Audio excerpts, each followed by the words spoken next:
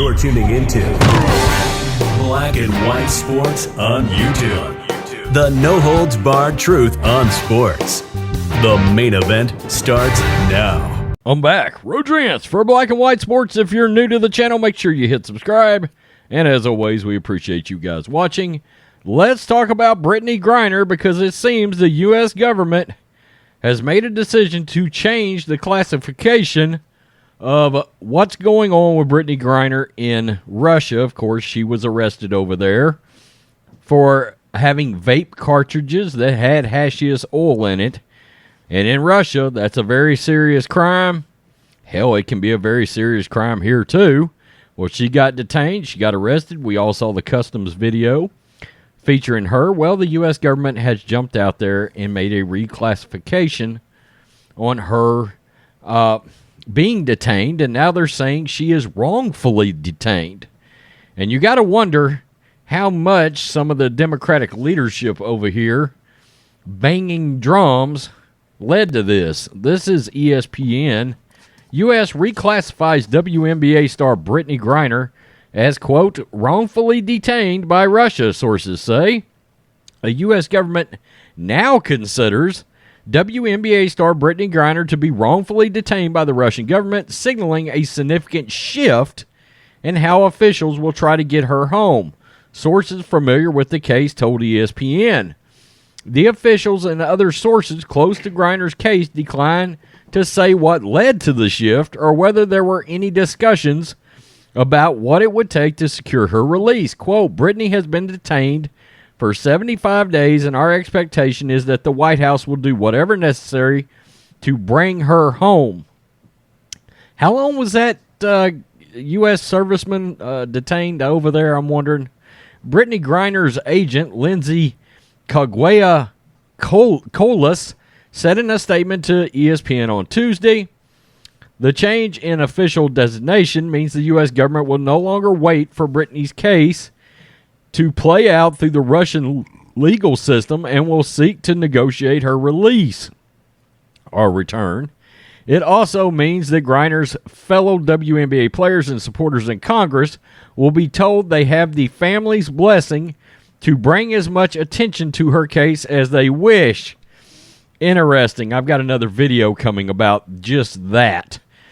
Quote, we feel really good about it, a source close to Griner said, but we also know it can drag out, so we don't want to get our hopes too high. A source close to Griner also confirmed Monday that former U.S. Ambassador to the United Nations Bill Richardson, who has worked privately for years as an international hostage negotiator, agreed to work on Griner's case last week. Experts have said Richardson's involvement would be a crucial sign that her case has moved into a new realm. Until now, Griner's personal team had followed State Department's advice to keep a low profile so as not to make her a more valuable asset to Vladimir Putin's government.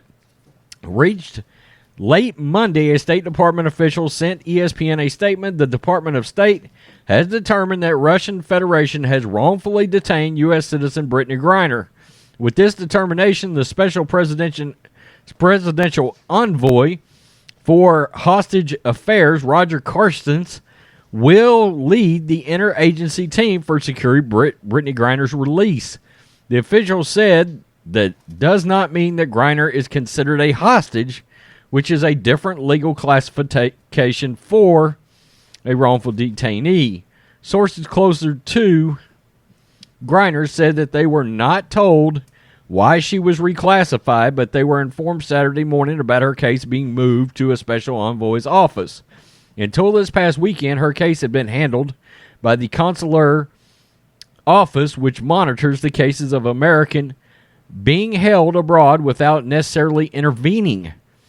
State Department officials notified appropriate congressional committees of the change Monday. Griner's team became optimistic about her fate last week with the release of former U.S.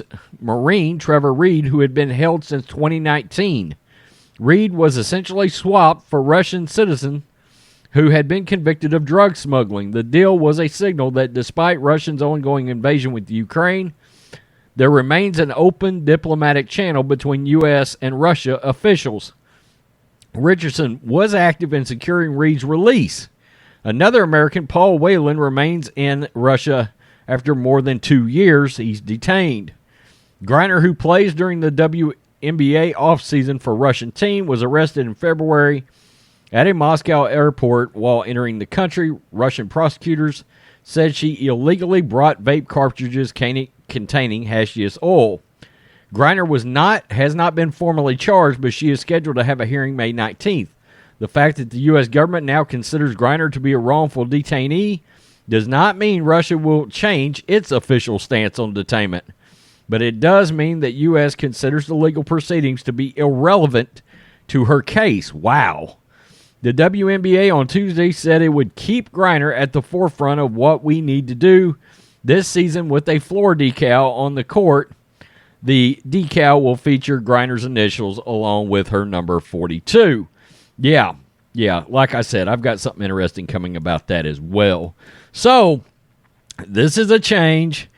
They said the legal proceedings no longer have any effect on what's going on. They consider her to be wrongfully detained.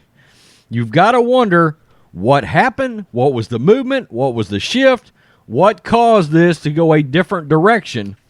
Was it any of the virtue signaling that a lot of the Democratic leaders, including one here in Texas, started doing on behalf of Griner? Also, where was everybody else on the Marine and the other guy, Paul Whelan, that is currently detained over there?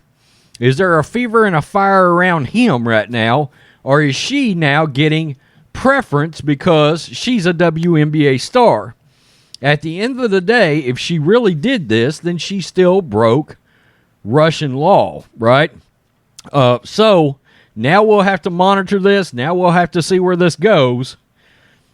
But now she's considered wrongfully detained in Russia. Tell me what you think, black and white sports fans. Peace. I'm out. Till next time. Thanks for watching the show. Be sure to like, comment, and subscribe. Be sure to tune in next time on Black and White Sports.